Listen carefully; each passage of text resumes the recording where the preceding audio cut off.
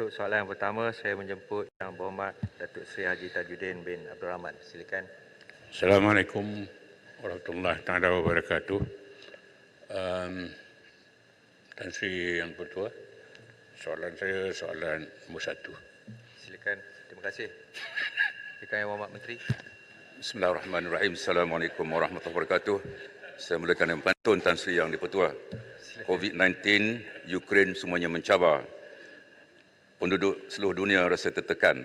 Wakil rakyat kerajaan pembangkang berdebar-debar. Tunggu masa bila whistle akan ditiupkan. Tan Sri Yang Dipertua, seperti yang dihormat sedia maklum, dunia sedang berhadapan dengan cabaran persekitaran global yang tidak menentu, antaranya pandemik COVID-19 yang telah bermula pada Disember 2019, kedua konflik Rusia dan Ukraine bermula 24 Februari yang lalu, dan ancaman perubahan iklim seperti banjir dan kemarau. Memandangkan persekitaran ekonomi global yang mencabar, Tabung Kewangan Antarabangsa IMF telah 3 kali menyemak anggaran pertumbuhan ekonomi dunia kepada kadar yang lebih rendah bagi tahun ini daripada 4.9% kepada 3.2%. Dengan mengambil kira pelbagai cabaran dan ketidaktentuan yang dijangka berlarutan, IMF telah menurunkan unjuran pertumbuhan ekonomi global bagi tahun depan 2023 kepada 29% berbanding 3.8% sebelum ini. Walaupun persekitaran ekonomi global amat mencabar, ekonomi Malaysia telah menunjukkan pertumbuhan yang lebih kukuh, iaitu sebanyak 5% pada suku pertama tahun ini dan 8.9% pada suku kedua tahun ini. Ini disokong antara lain oleh pelbagai strategi dalam rancangan Malaysia ke-12, bajet 2022, pakej rangsangan ekonomi dan pembukaan semula sempadan negara. Kerajaan yakin sasaran pertumbuhan di antara 5.3 hingga 6.3% tahun ini akan dicapai. Bank Dunia telah menaikkan unjuran pertumbuhan kita kepada 6.4%. Berikut adalah di antara petunjuk ekonomi yang membuktikan prestasi ekonomi negara menggalakkan. Yang pertama, jumlah ekspor meningkat sebanyak 30.3% kepada 1 trilion ringgit pada 8 bulan tahun ini. Yang kedua, jumlah jualan kenderaan penumpang dan komersial meningkat 63% kepada kira-kira 450,000 unit pada Januari hingga Ogos tahun ini. Yang ketiga, ketibaan pelancong meningkat kepada 3.2 juta bagi Januari hingga Julai tahun ini, dan kadar pengangguran sudah turun kepada 3.7% pada bulan Julai. Tuan Yang Dipertua, kerajaan sentiasa prihatin dalam menjaga kebajikan keluarga Malaysia, dan di antara usaha yang telah dan sedang dilaksanakan oleh kerajaan termasuklah peruntukan kira-kira 80 bilion untuk subsidi bantuan insentif, harga runcit petrol RON 95 umpamanya di Malaysia ialah RM2.05 seliter berbanding dengan RM2.70 di Qatar, RM2.80 di Arab Saudi, RM4.70 di Indonesia. Kerajaan juga menyediakan bantuan-bantuan lain termasuklah bantuan keluarga Malaysia sebanyak 8 bilion sehingga September tahun ini sebanyak 5.9 bilion telah disalurkan kepada 8.7 juta penerima. Yang kedua, meneruskan kawalan harga ayam dan telur ayam yang dianggar sebanyak 1.1 bilion ringgit, meneruskan kawalan harga minyak masak minyak masak sawit tulen kemasan botol 1, 2, 3 dan 5 kg, memberi subsidi tarif elektrik sebanyak 5.8 bilion bagi tempoh Julai hingga Disember 2022. Akhir sekali, Tuan Yang Pertua, tanpa subsidi yang disediakan oleh kerajaan, Jabatan Perbankan Malaysia menganggarkan kadar inflasi negara jauh lebih tinggi, iaitu sebanyak 10.6% berbanding dengan 4.7% bulan Ogos lalu. Walaupun ekonomi negara kini sedang menghadapi pelbagai cabaran domestik dan global, dasar-dasar inisiatif kerajaan telah berjaya memulihkan ekonomi dan meringankan beban keluarga Malaysia. Tan Sri Yang Dipertua, pada tahun 2023, kesemua pakar ekonomi termasuk daripada pertubuhan antarabangsa seperti IMF dan Bank Dunia meramalkan pertumbuhan ekonomi dunia yang lebih rendah. Malaysia sebagai sebuah ekonomi kecil dan terbuka tidak terkecuali dapat terkena tempias daripada cabaran ini. Langkah-langkah untuk menangani cabaran-cabaran itu akan diperincikan dengan lebih dalam belanjawan 2023. Terima kasih Tan Sri Yang Dipertua. Terima kasih Yang Berhormat Menteri. Silakan Yang Berhormat Pasir Salak. Datuk Yang Tua, saya ucap syabas dan tahniah kepada kerajaan yang dapat mendepani cabaran global dan domestik. Ya. Ini petanda baik. Kalau pilihan raya tak lama lagi, insyaAllah menang kita. Ini ketua pembangkang tengok saya apa? Lawan. Jangan tak lawan. Ini apa nama tu? Saya nak tanya Menteri belum bercakap lagi, dah habis masa, macam mana? Minta masa sikit Datuk Yang Bertuah. Saya nak menarik perhatian Menteri, banyak kita kerugian ekonomi kita disebabkan kelemahan dari segi pelaksanaan kita berhubung kait dengan beberapa aspek ekonomi. Umpamanya plantation kita rugi hampir 20 bilion satu tahun. Saya kira rugi 3 bilion satu bulan. What is this? Ini income, pendapatan kepada negara dan kepada rakyat. Apa pasal ni berlaku? Tolong jawab. Lagi daripada itu, production. All the E&E, electric and electronic, dia orang tak boleh keluarkan berpuluh-puluh bilion untuk memenuhi permintaan daripada luar. Kalau sekiranya dapat dipenuhi, maka beratus bilion kita boleh dapat dari segi income kepada kerajaan dan negara kita. Dan wang ini boleh membantu rakyat dalam banyak bentuk. Subsidi ke, nak buat projek ke, nak buat apa ke. I tell you, boleh dikatakan lebih kurang beratus bilion kita we lost in term of revenue. Ya. Tunggu dulu, kita nak pilihan raya ni, kempen sikit. Tanding lagi lah. Ya. Dah Itu habis. tak ada masalah. Kita masih UMNO. No problem.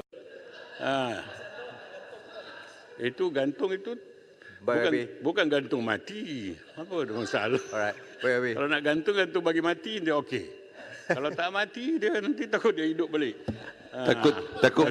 Takut mati gantung tak habis lagi. Silakan Yang Hormat Menteri. Tan Sri Yang Bertuah, terima kasih Pasir Salak. Betul lah, memang banyak isu-isu pelaksanaan yang perlu ditangani oleh kerajaan atas kertas cantik. Ya. Umpamanya setakat ini kira-kira 450,000 pekerja asing sudah menuluskan untuk masuk ke Malaysia, tapi yang masuk cuma 100,000. Untuk makluman petang ini, Yang Hormat Menteri Sumber Manusia akan berjumpa dengan pihak-pihak berkepentingan di depan kita ni untuk memperincikan apa dia sebenarnya masalah di Bangladesh ke, masalah immigration ke, masalah sumber manusia. Jadi untuk makluman Ahli Hormat, saya ingin maklumkan di sini bahawa setiap minggu dalam kabinet isu ini dibincangkan dah 5-6 bulan, setiap minggu sampai jemu kami semua. Jadi kami dah buat keputusan tak mendengar lagi lah hal ini. Itu sebabnya petang ini Menteri Sumber Manusia akan berjumpa pihak-pihak berkepentingan. Saya yakin beliau akan dapat menangani sebahagian besar masalah tersebut. Betul lah, kelapa sawit industri yang terkesan, Felda ke Felcra ke FGV ke syarikat plantation, anggaran 20 bilion satu tahun, satu angka besar, kerugian besar. Jadi kerajaan menang serius perkara ini. Selain itu saya nak memaklumkan bahawa kita ada pemudah yang berkebetulan saja fungsi bersama dengan pihak swasta. Kami mesyuarat setiap bulan. Ini juga dibicarakan, iaitu kerenah birokrasi. Kita telah buat keputusan hujung tahun ini setiap kementerian dan jabatan perlu menubuhkan My Mudah. Ya. Tujuannya adalah untuk mendengar isu-isu swasta dan menangani secepat mungkin. Ya. Ini berlarutan 6 bulan isu pekerja asing. Betul lah kata Pasir Salak, berpuluh bilion. Industri kelapa sawit saja dianggarkan 20 bilion. Terima kasih Yang Hormat. Kita menaruh keyakinan bahawa Menteri Sumber Manusia, Menteri Dalam Negeri dan pihak-pihak berkenaan, ya, termasuklah Jabatan Tenaga Kerja, Immigration akan menangani perkara ini supaya kita tak perlu lagi dalam kabinet bincang setiap minggu hal yang penting ini. Terima kasih Yang Hormat Pasir Salak. Terima kasih. Yang Hormat Ketua Mangkang, silakan. Soalan nombor 2. Maaf. Saya ingatkan Yang Hormat nak tanya soalan tambahan kedua. Papar. Sri Gading. Bukan. Papar. Maaf Yang Hormat. Sila Gading. Papar, silakan. Terima kasih Tan Sri Yang di-Pertua. Dengan kebanyakan badan antarabangsa dan pakar menjangkakan tahun hadapan akan berlaku krisis ekonomi global dan dengan peruntukan yang terhad serta terbatas dalam memastikan fiskal kerajaan yang sihat, soalan tambahan saya adalah, adakah kerajaan akan meneruskan dasar penjimatan pada tahun hadapan dan akan meluaskan dasar tersebut kepada perbelanjaan yang melibatkan anggota-anggota kabinet dan kaki tangannya? Serta bagaimana pula dengan kebajikan-kebajikan anggota beruniform yang telah bersarah dan yang masih lagi dalam perkhidmatan, di mana gaji dan ilauan mereka ini tidak dapat menampung kenaikan sara hidup. Yang terakhir soalan saya ialah, adakah langkah kerajaan dalam menentukan keutamaan di antara pembangunan infrastruktur asas wilayah yang jauh ketinggalan seperti Sabah dan Sarawak dengan projek-projek mega yang ada di Semenanjung? Terima kasih. Terima kasih. Yang Hormat. Terima kasih Yang Hormat. Soalan tersebut yang pertama saya jawab yang akhir dulu berkaitan dengan Sabah Sarawak infrastruktur. Ini sedang ditangani oleh kerajaan melalui Majlis Khas MA 63. Ada 4 jawatankuasa di bawahnya, termasuklah jawatankuasa sosioekonomi yang saya fungsikannya, dan kita memang akur dan faham betapa lebarnya jurang infrastruktur antara Semenanjung dengan negeri Sabah dan Sarawak. Oleh itu dalam RMK12 telah pun ditetapkan bahawa sekurang-kurangnya 50% daripada peruntukan pembangunan asas akan disediakan kepada 6 negeri termiskin, itu Sabah, Sarawak, Kelantan, Terengganu, Kedah dan Perlis. Dan komitmen ini dalam RMK12 insya-Allah kita akan penuhi untuk tahun-tahun seterusnya. Itu berkaitan infrastruktur. Yang kedua berkaitan dengan penjimatan. Memang pada bulan September, Ogos yang lalu dikeluarkan, dah lama dah, Julai yang lalu dikeluarkan perkeliling daripada Kementerian Kewangan, langkah-langkah penjimatan termasuklah khususnya penjimatan untuk belanja mengurus. Ini penting, kita jimat belanja mengurus. Pada masa sama kita tekankan belanja yang berhemah mengenai pembangunan. Kita sedia maklum bahawa walaupun peruntukan sebelum ini adalah kira-kira 64-65 bilion, tetapi kini untuk 2022 lebih tinggi daripada yang diperuntukkan. Jadi yang detailnya kita akan dengar dengan lebih terperinci pembentang belanjawan oleh Yang Menteri Kewangan berkaitan dengan yang beruniform, pasukan keselamatan beruniform. Perkara ini sedang ditangani oleh Yang Hormat Menteri Kanan Pertahanan. Terima kasih. Terima kasih Yang Dipertua. Yang Hormat Langkawi. Silakan.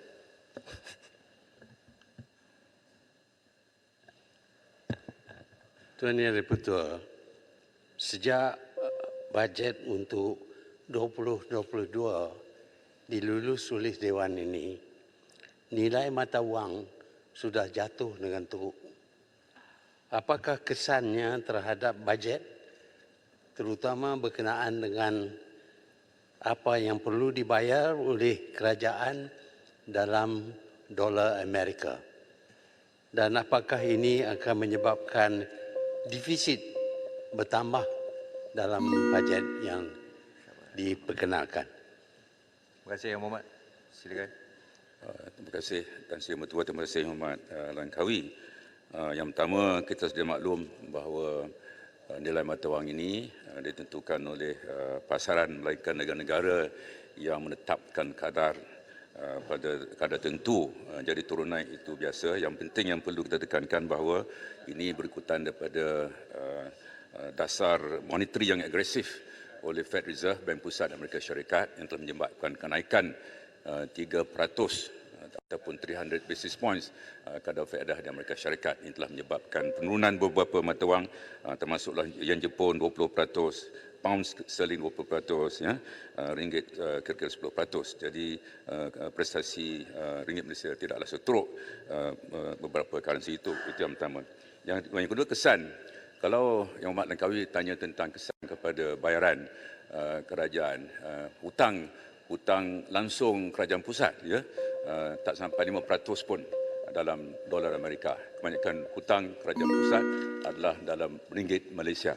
Jadi kalau hutang langsung kerajaan pusat, kesannya kecil sekali. Yang lain-lainnya mungkin swasta, itu setengahnya ada hutang luar negara, tapi mengikut pandangan Bank Negara, kedudukan kecairan bank-bank kita adalah baik, liputan ataupun coverage reserves kita yang sekarang ini kira-kira 106 bilion dolar Amerika Syarikat, melebihi short term debt dengan izin. Jadi dengan lain perkataan, bagi hutang langsung kerajaan pusat, kesan kemerosotan sedikit nilai ringgit itu kepada bayaran hutang kerajaan pusat langsung adalah kecil kerana kira-kira kurang 5% pada jumlah hutang kerajaan persekutuan adalah dalam dolar Amerika. Kebanyakan hutang kerajaan persekutuan adalah dalam ringgit Malaysia, khususnya treasury bills dan juga government securities. Terima kasih Tan Sri Yang di-Pertuan. Terima kasih